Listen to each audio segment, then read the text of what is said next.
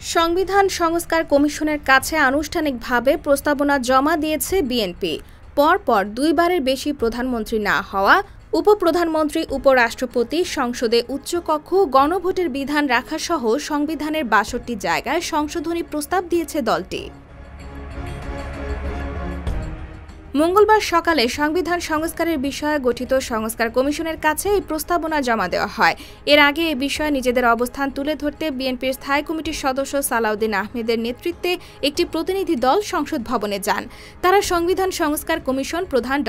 আলী রিয়াজের নেতৃত্বাধীন কমিটির সঙ্গে সাক্ষাৎ করেন আর জমা দেয় বিএনপির নিজস্ব প্রস্তাবনা। পরে দলটির প্রস্তাবনার বিষয়ে ব্রিফিংয়ে সাংবাদিকদের জানান বিএনপি নেতা Salauddin Ahmad.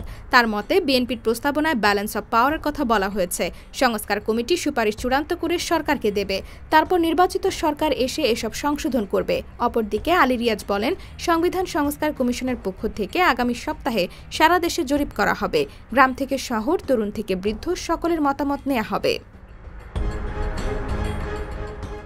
IBTV USA, new York.